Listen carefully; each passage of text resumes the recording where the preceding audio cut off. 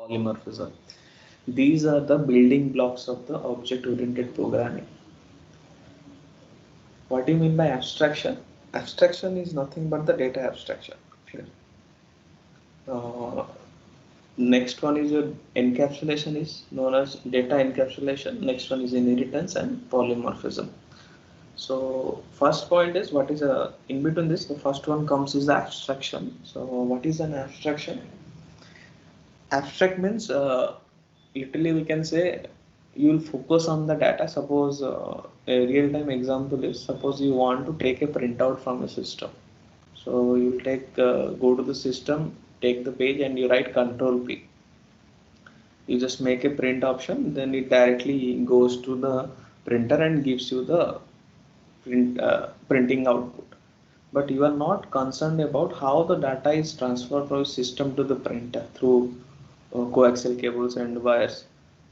So you are only concerned about the output. So how the data is moving inside, you are not concerned. So that is known as abstraction.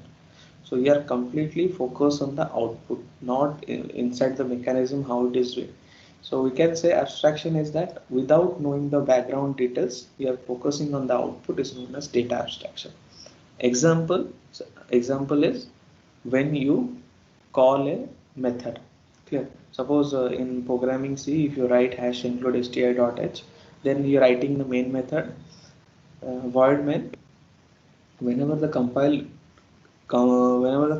run the main method, it run it and produce the output. If code is correct, you'll get the output. If the code is wrong, you'll get the errors. So when you run this, if an error is generated, then it is known as abstraction. You are concentrating on the output. If you are not getting the output and error will be generated, then you are modifying the rectifying the error, then you will get the output. That is known as an abstraction process. Clear. So what is an encapsulation? Encapsulation is the process of binding a data to the method. Clear. Suppose suppose a question will given to you addition of two numbers or any small program. Suppose addition of two numbers.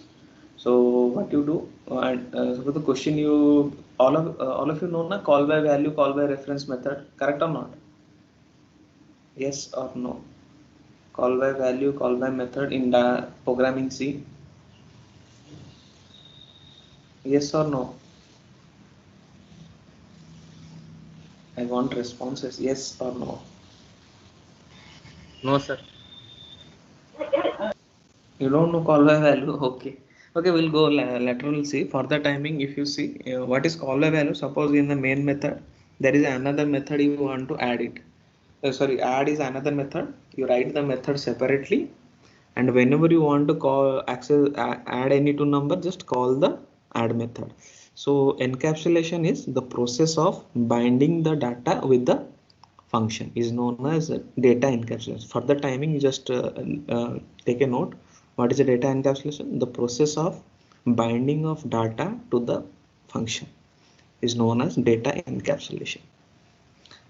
So next one is inheritance. Inheritance is the property of one class will be inherited to another class. Just like from your parents, for your father and mother, you get the inherit property of your father and mother. So that is known as inheritance also. Next one is polymorphism. I already told you that polymorphism, that means one form can act many ways. Suppose one, that is method overloading, operator overloading, constructor overloading, like this. So everything will go one by one.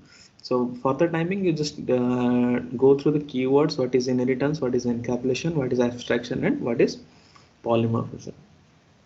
So next in the introduction part, so what are the benefits of object oriented programming? Clear. First one is your improved productivity during software development. Clear. What is improved productivity during software development? By these two features. One is inheritance and one is your polymorphism. So what main use of the inheritance is the code reusability. That means once you written the code, no need to write the code once again. Just simply inherit it from one class to another. Suppose as I told, this object oriented is class and object concept. Suppose two classes is there, A and B. Suppose A takes two parameter X and Y, and class B also, if you see, if I'll say here, if a class A is there, clear, another class B is there. Suppose B is having a data variable, suppose X and Y. Similarly, suppose class B is having a Z variable. I want to access the X and Y variable in the class B. So for this, I no need to define the variable X and Y here.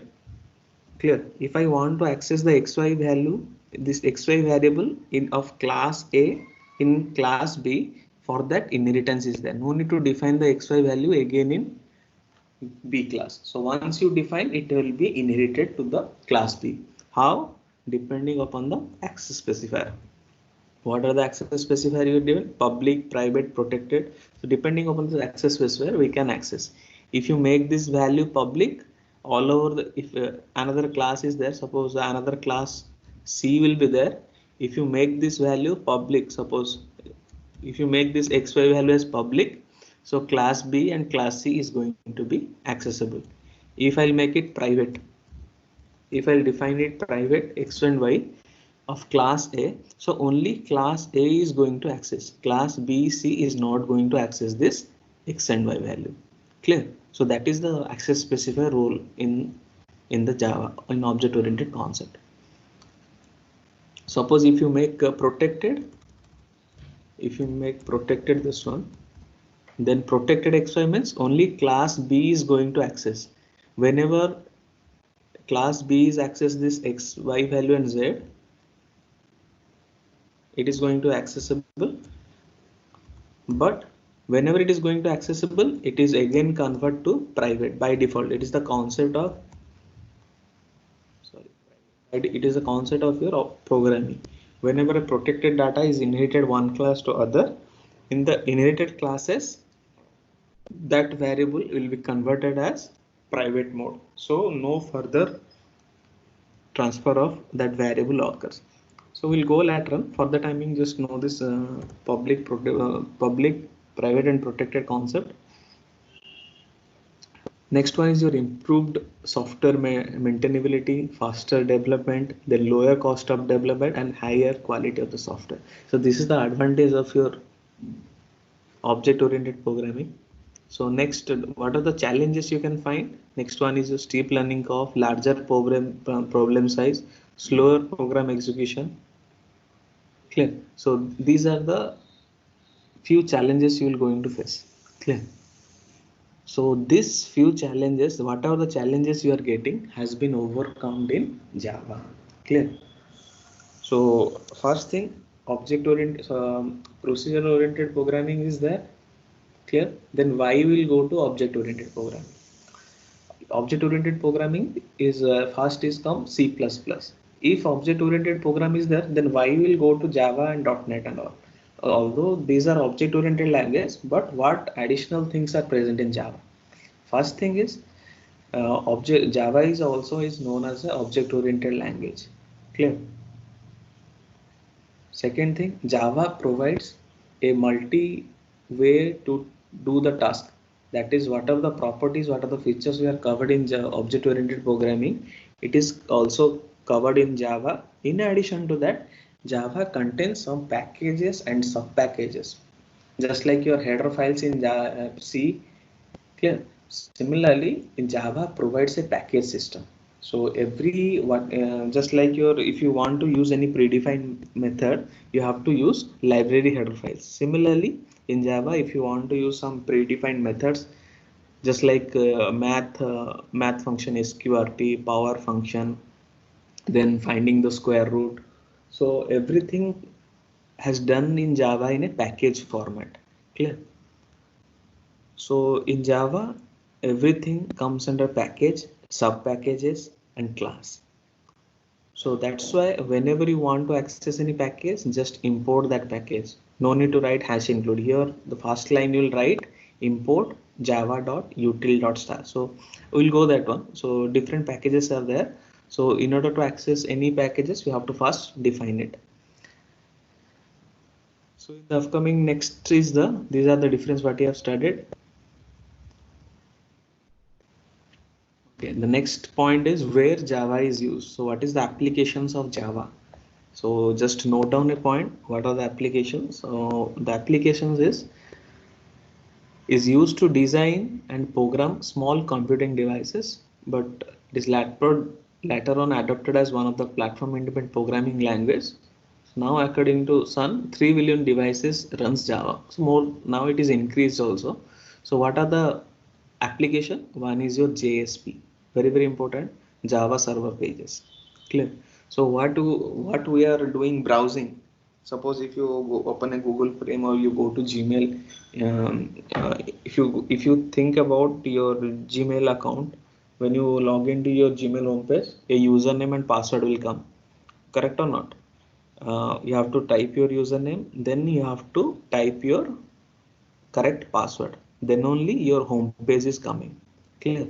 So this whenever you enter username and password, if it is correct, then only your home page is coming. That means whenever you provide the correct data, that is means the data provided by the user must be validated.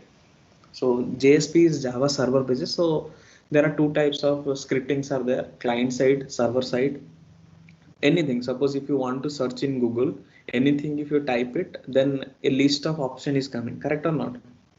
Suppose anything, if you want to write Java textbook, if you simply write Java textbook, a list of options will be generated by the Java. So that is known as a backend. There is a server which is responding your request. So whatever you are providing the request, it will goes to the server.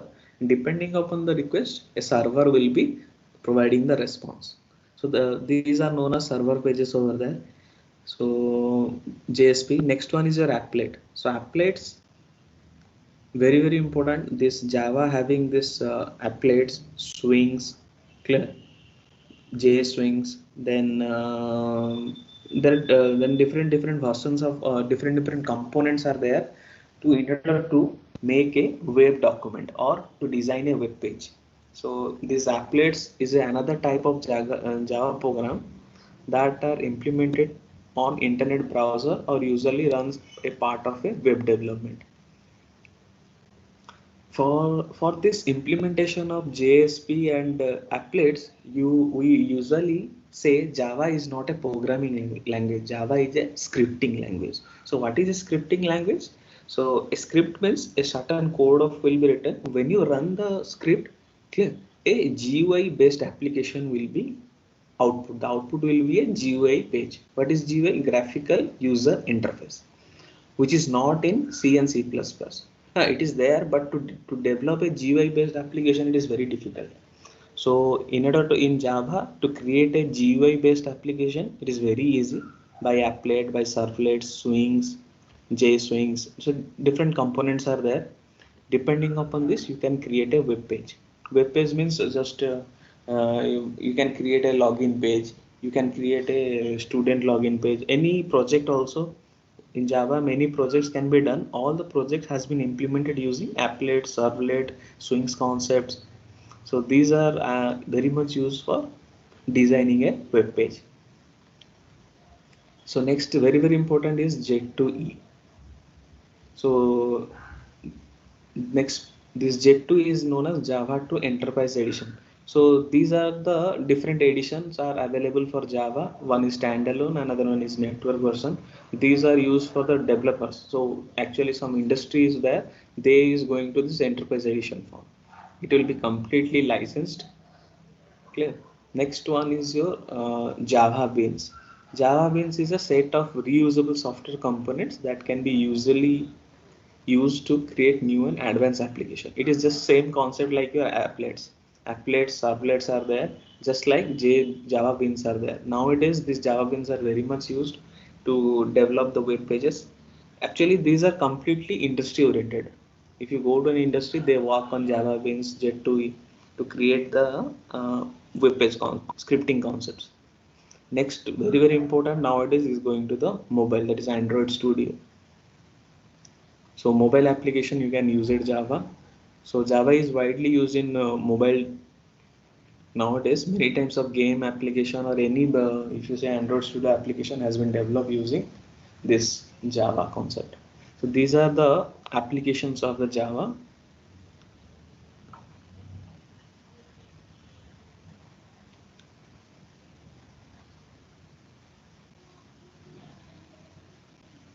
So this is where Java is used. Java is used this one. So application is just what we have discussed. That is the same. You are using in the web application. Clear? That I told you it is used for server side web application, client side also. What is that? Currently, servlet is a concept. JSP, struts, clear. Then Hibernate, Eclipse is there. So different components are there to create the web application. Next one is your standalone application. That means desktop application. Clear. Just like if you say what is standalone means a system per system one software can be installed. Similarly, there is a network version also usually installed in the server side. Suppose a system having 24, 25 or 30 system is connected. So one will act as a server. So that software is known as network application software. Clear. Enterprise also we can use it. We can use it as also mobile application. What I already told you, these are the application fields over there. So first thing what we have gone through, what basics fundamentals of object oriented approach, difference between pop and object oriented approach. So what are the features of object oriented approach, then why we are using Java, depending upon the four principle. One is abstraction, encapsulation, inheritance and polymorphism. Next is where this Java has been implemented, application of the Java. Clear? So clear? Any doubt? It is usually comes 2 marks question or a long question will become features of Java. What are the applications of Java you are using?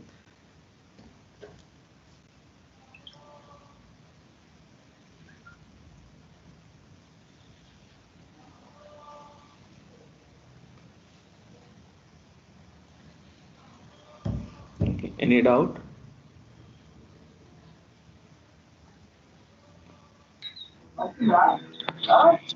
No, sir. Okay. Next is where to run these Java files. Just like if you are using programming C, you are using Turbo C, Borland C, Putty is there. Clear. Similarly, C++ also Putty you can use it. Turbo C, C++. So a platform is needed. So a platform is such that where you can run the Java programs. Clear? There are many softwares are available right now, but usually widely used this notepad. If you see editors used in the programming, what are the editors can be used in the Java programming? The first one is using notepad. Initially, whenever the Java is developed, all we are doing by using the notepads. Clear? You already know notepad will be there. Clear? You have to write your code and save it according to the file name, and the extension will be Java. Clear? If you find suppose a file .java means this file belongs to Java. How? The extension must be .java. Similarly, how you know it is a C file? .c file will be there. How you know it is a Python file? .py file. How you know it is a MATLAB file? .m file. How you know it is a file of C++ .cpp file. So different versions having their extension. So for that also Java is having .java. So very this all the programs, first thing we have to use the notepad. In the notepad we have to be confident about the codes and everything. Clear? Next one is very used is NetBeans and Eclipse. These two are the developer platforms. So if you go in the industry, they preferably use NetBeans and Eclipse for the execution of Java programs. It is also now included in academic also. It is very uh, interactive to use NetBeans and Eclipse. So what is the difference between these three types? In Notepad, when you write the code, right after writing the code, you have to save the file, then you go for compilation. Clear? Then after compiling, If there is error will be displayed. But what is the advantage of NetBeans and Eclipse? These two are very much user friendly. Why? Because when you write a syntax, if anything wrong in that syntax, immediately a red highlighted will be occurred. If you see here, one red is occurring, correct or not?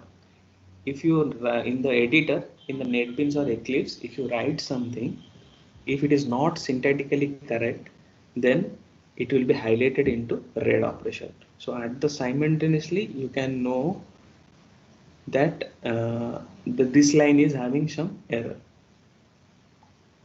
Clear? So this is the advantage of using NetBeans and Eclipse. NetBeans and Eclipse are more user friendly as compared to Notepad, but Notepad, while using, you can know the syntax very well. And another advantages of NetBeans and Eclipse, suppose if you are writing a syntax wrongly, it will create a lot of options will be an option will be generated from which you can select that one. So it will reduce the effort of the programmer. So in that way we can say, but all these three platforms are very much useful. So this note, usually when you go for creation of the web pages, as I told, Java is a scripting language. When you go to create a scripting language or web page application details, NetBeans and Eclipse are widely used. Clear? Then another different in these platforms are, suppose there is a concept in applet na. So if you see, there is a concept of applet is there. This one, this applet is used to create the web documents. Similarly, actually whenever initially Java is created, applet was the first concept introduced to create the web pages. This is the traditional one. So now we are not using applet that much because applet needs two platforms for execution of the web pages. One is your notepad, another one is your HTML file. HTML file, you heard about HTML files? Yes or no? HTML also No, is sir. no, sir. Okay, well, I'll show you. HTML means the HTML is also used for scripting language. So in order to create the web page, applet plus HTML used, but later on it is changed to servlet and AWT components are used so that no use of HTML will be there. So directly in one platform, you can run the code and create the web page. So nowadays this applet concept has been overcome. No, not many users use it, but it is a traditional technique using and creating a web page through applet. So later on, it is very much helpful in using swing concept, AWT components over there, so that you can easily create the web pages. So simultaneously, whenever the day by day goes on, the Java is getting updated. So some of new features is going to be added. So that you can create a very attractive web page designing. So when if you go to any web page, google.com, or if you search any site, a home page will become. So that web page is created by this NetBeans and Eclipse. Very interactive way. Very, you can say, more graphics will be there. A scrolling will be there. A video is running. So everything can be accommodated in NetBeans and Eclipse. So these are the editors we are using. Yeah, the next one is your this. Okay, okay, I'll just tell you what is a JVM. So the application node. So what are the platforms are there? So how it is running, how the code is running. So there is a term used called JVM, Java Virtual Machine. Clear? So what is Java Virtual Machine? I already told. If you think about your programming C compiler, what is that? You write the high level language, a compiler will be there, it convert into high level into machine level language, then and run it. But here what will done, the Java virtual machine, what does it does, a Java is also having a compiler, just like a C compiler. Java is also having a compiler. It will convert the higher level language to machine level language, that is known as bytecode. If you see, here it is written, the compiler produces the code for a particular system This is known as a bytecode. Clear? Java compiler, what will do? In programming C compiler, it will just compile the higher level language to machine language. But in Java compiler, it will convert the same thing, convert the code to machine understanding. That machine understanding is known as the bytecode. BYTE, bytecode. Clear? And this bytecode requires a system OS to run the file. OS means operating system. A platform has to be there where the bytecode will be run. Where the bytecode is running, that machine is known as Java Virtual Machine, JVM. What is that? When you compiled a Java program, a bytecode will be generated, and this bytecode is the source code that convert and used to be run in any platform. So the platform on which the bytecode is running is known as the JVM, Java Virtual Machine. So just I'll show you one architecture of JVM. Just a second.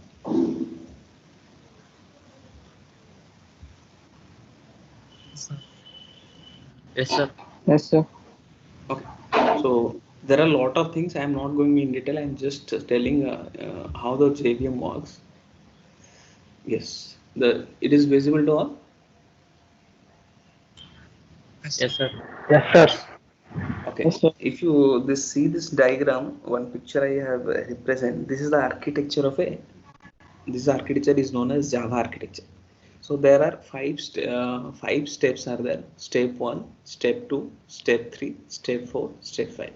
So actually this is the background of any Java architecture. So what has happened? So I already told, if you write a file and save it as .java means the compiler will know that that file belongs to a Java file. So that's why it is a .java file. Clear? So when you write the code, so actually in system, in architecture, it has been divided into two segments. One is your compile time environment, one is your runtime environment. So two environments are there for running a Java program. Any programming language contains two type of environment. One is your compile time and another one is your runtime. So in the step 1, what will take, you have to write the program and save into .java step 1. What is the step 2? It converts the Java to the bytecode. Bytecode is nothing but the .class file. Clear? Which is not present in your any language. In C and C++, there is no such conversion will be occurred. But in case of Java, whatever you write the Java, it will be converted into .class file. This .class file is known as the bytecode. Clear? This bytecode is going to be loaded in the class loader. Clear? What is Java bytecodes? Move locally through the network. That means in the step 1, whenever you compile it, the Java code the Java source will be converted into .class file. This .class file is known as the bytecode, and this bytecode will be loaded to the class loader. This environment is the compile time environment. When you go to the runtime environment, there is a class loader. In system, there is a linker and loader concept is there.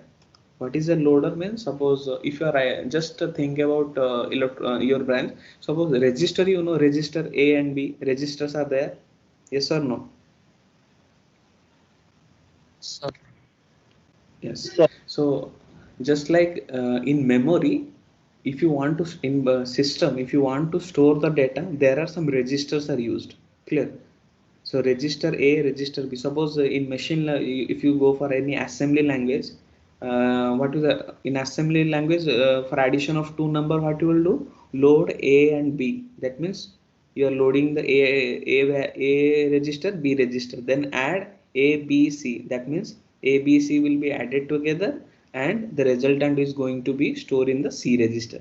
So this A, B, load A, B register, you have to do loader. The same thing, there is a loader concept is used inside the memory. So there is class loader, which is used to load the variables. If you want to use two variables A, B, so if you want to use three variables A, B, C, so it will be loaded, and it will link to the class library. That means suppose some predefined libraries are there.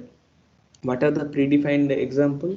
Printf, scanf you are using. Suppose in this Java, sorry, printf, scanf is used in programming C. Cout, cin is used in object-oriented programming. Similarly, in Java, system.out.println. We'll go that one. So there are some predefined class libraries are there. So if you want to access any library function, it is also be accessible. Then in the step 4, the bytecode verifier will be there. What is that? It will be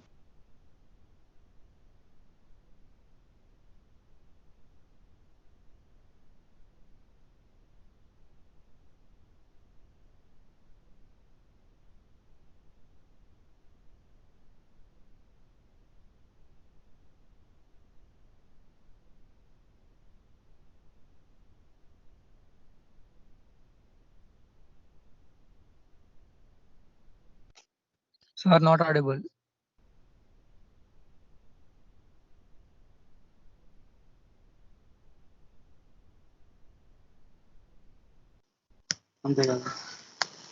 Sir, unable to hear your voice, sir.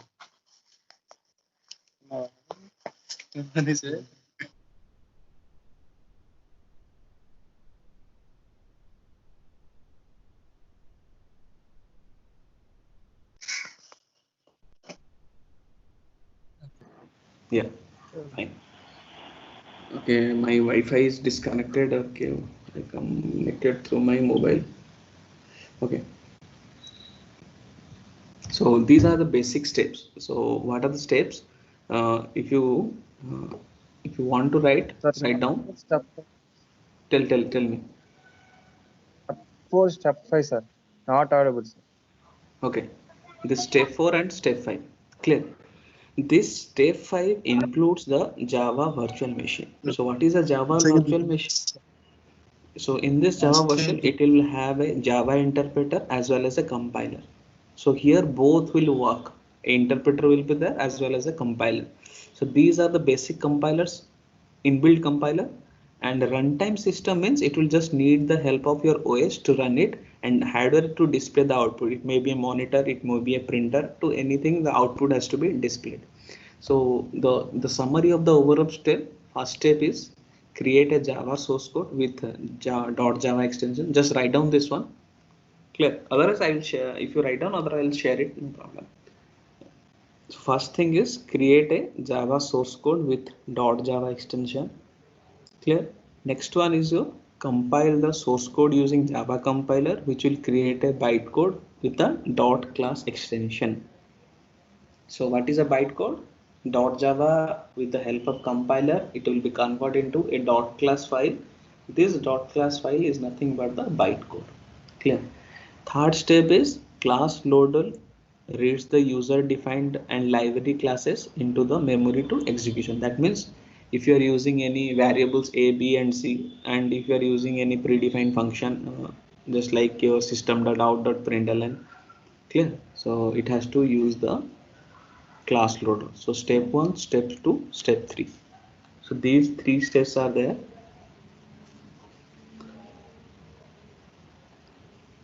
Shall I go next? Okay. Yes, sir. In the step 4, yes, tell. So what I have explained, just I have just written in a brief. So what is that? Creates a Java source with the .java extension, then compile the source code using Java compiler, which will create the bytecode, and third one is the loads the class loader will be there. It will reads both the user defined and library classes into the memory. Yeah. Next one is your the bytecode verifies and validates the bytecode are valid or not. That means using by the compiler and the interpreter, whatever written is syntactically correct or not. Then Java JVM reads the bytecode and translate into machine code for execution and interact with the OS to display the output. Interact with the operating system and the hardware to display the output. So these 5 steps are very important. So there is a 2 marks or 3 marks question will become explain the Java architecture. So in this you have to draw this architecture. Clear. and step wise you can explain this step 1, step 2, step 3, step 4. These are the standard. It will come a 2 marks question or 3 marks question. What are the steps we can follow to execute a Java architecture? Clear? So basically there is a 5 phases are there. Step 5. First one is a edit. Next one is a compile. Next one is a loading. So what I have explained is same explained here. Verify and execute. So these 5 steps are nothing but first steps is edit. You have to edit, go to an editor. It may be a notepad, it may be a Eclipse, it may be a NetBeans. Anywhere you write the code and save it. Next is compiler. Clear? So very important is I'll tell you the small program will do. So compiler means you have to compile it, convert into bytecodes and understand the Java interface. So what is the syntax to compile any file? Suppose if I'll write a file and save the file as welcome.java.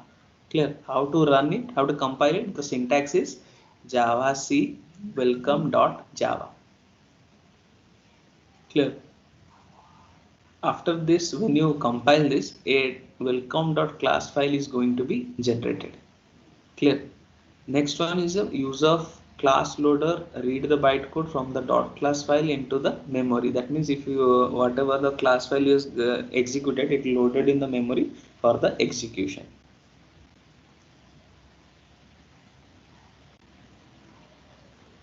Next one is verify.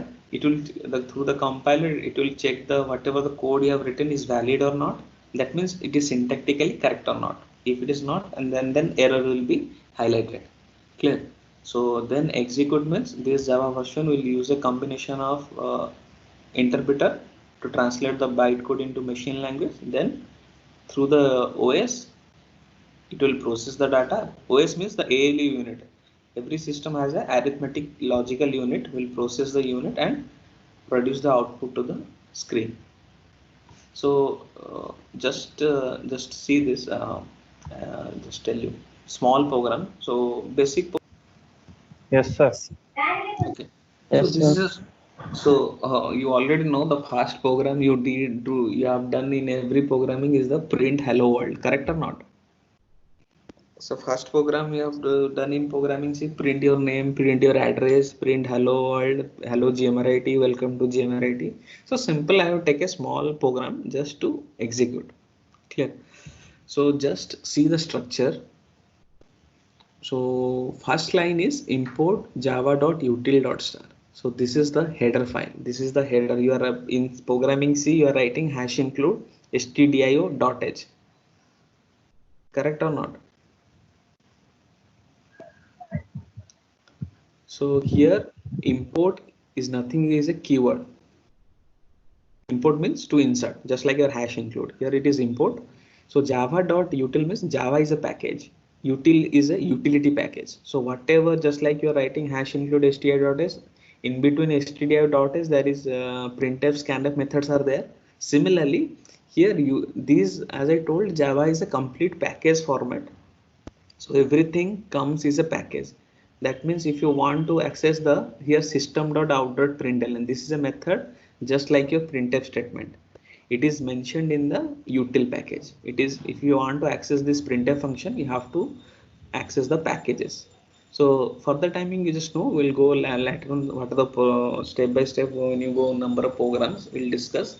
So this is the first line you have to write, import java.util.star. So import is a keyword, Java is the package, util is the sub package, and it is also known as a package. Util is utility. Clear? And dot star means in utility package, whatever the things comes under the utility package you can access in this program. So that's why util.star. Clear?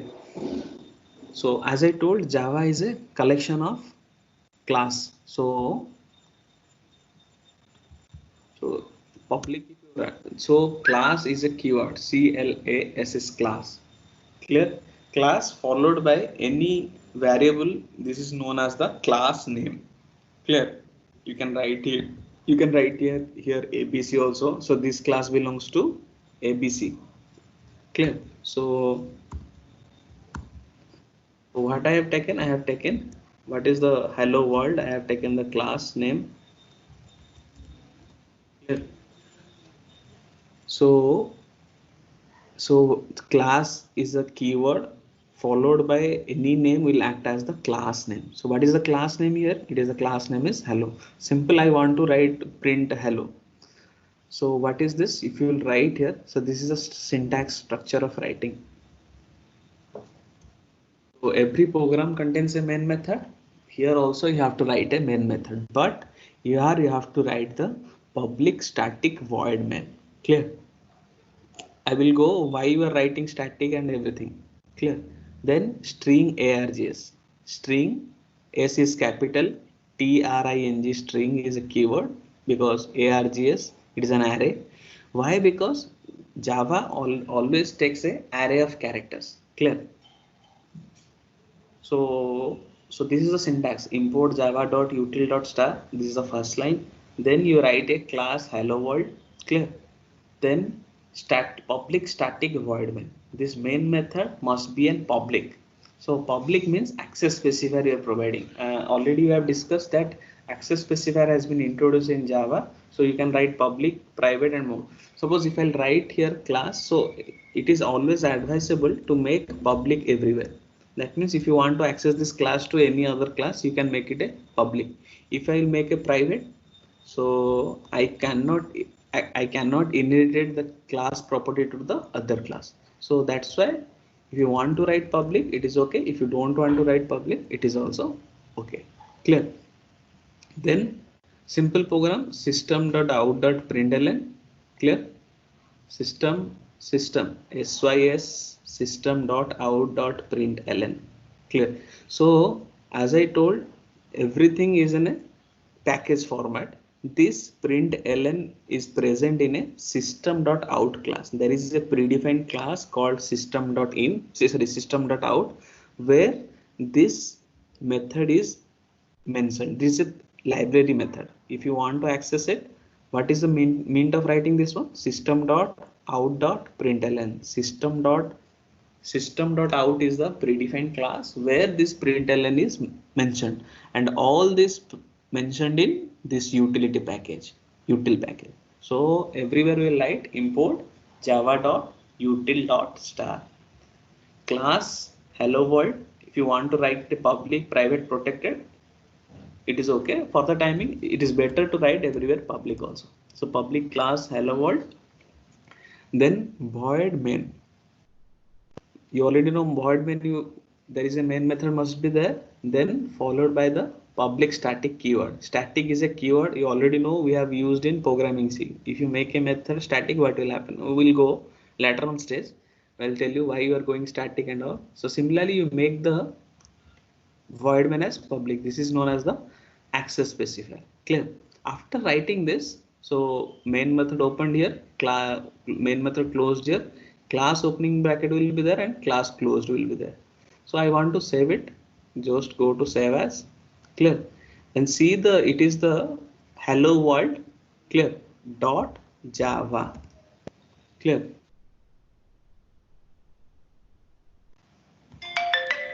So what is the class name you are giving here? Hello world. This file must be saved as this one. Correct or not? So this is the way of writing a program in the notepad. You write the program in the notepad and save the file. What is the class name? What is the class name here? Hello world.java. So if you save it, see here, it is visible in the notepad. In the notepad, in the corner, it is coming hello world -notepad. That means this file is stored in notepad. Clear? And the extension is Java. Clear? It is visible or not?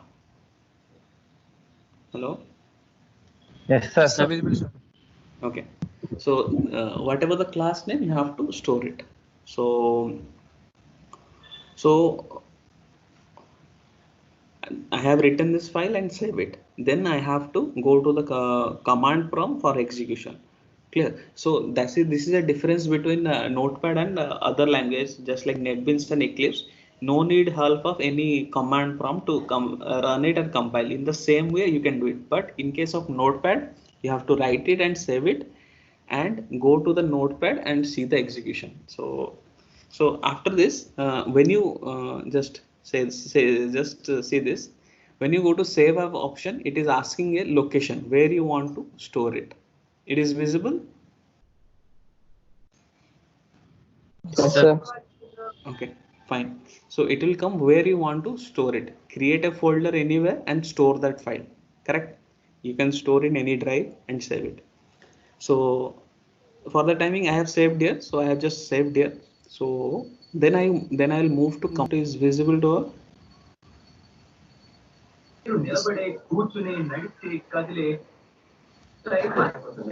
So if you see here, No, sir. just visible. Yes, sir. Yes. So this is the location. Just see user Abhishek my system. In the desktop, I have created a folder Java program, and in that folder, the file is there. In the next class, I'll tell you how to set the path and how to go. For the timing, just see the execution. So I have written the file. So what will be the command for compilation? GAVAC javac space clear. What is the file name you have given? Hello world, WORLD world dot java. So what is the compilation syntax? javac hello world dot java, then enter. Clear. If this line is coming, that means your compilation is, there is no error. Clear. If error is there, it will display the what are the errors is there. Correct. So what is the compilation syntax?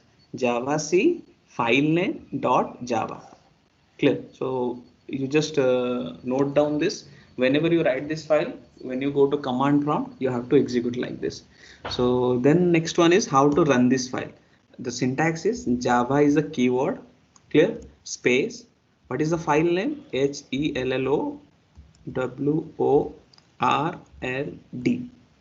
So what is the syntax for compilation? javac hello world.java. For execution, java hello world. Then just press enter. After press enter, you see the output is coming or not? Hello world. Yes or no? Yes, sir. Yes. So just note down what is the syntax to run the file. javac hello world.java. Clear? And to run the file, java is the keyword followed by the file name. What is the file name you have given? And see, the file name whatever you are given must be same. Otherwise, if you make w small letter there but file name is w is capital, then mismatch will be occur. It will that no such file is existing, the error will become. So that's why whatever the file name you are storing there, it must be there, then only it is going to be correct. Otherwise, if any mismatch there, it will say file not exist. So what is the command for compilation? javac hello world.java. Then what is the file to run it? Java is the keyword space that file name. Clear. So as I told, what is a bytecode? What is a bytecode? When you write a Java file, it convert into class file. So whenever I am compiling this one, clear, in that folder I have stored hello world.java. In that folder, when you compile this, a dot class file is going to be generated. I'll see you. I'll show you that. Just I highlighted the hello world. So I have stored it. This is the hello world file. It is present in, if you see in the desktop, the location is sorry, here I have taken the command prompt. It is in the desktop and there is a Java program folder. In that one file I have taken hello world. Clear. So hello world, this is the program. Whenever I'll compile it, I'll share the dot class file. So hello world dot class file, just a second. So just it is visible.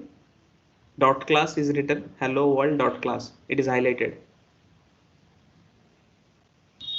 Yes, sir. Yes, sir. So this is known as the bytecode. Clear? This is known as the bytecode. Whenever a file is written, when you compile it, a dot class file is going to be generated.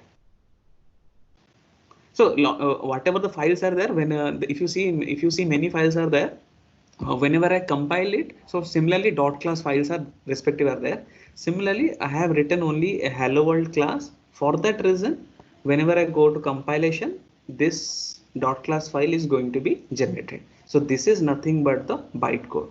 This bytecode is going to be again loaded to the Java compiler and Java interpreter through the help of class loader and linker. It is going to process it and provide the output. So for just to show you the bytecode, what is a bytecode?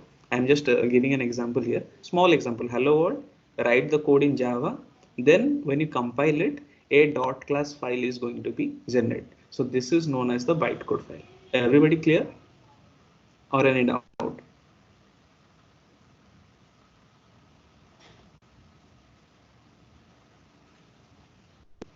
Any doubt regarding this? No, sir. Again discuss how it is going on. So import Java dot. Sir, Yes, tell. sir, every program write class, sir. Yes.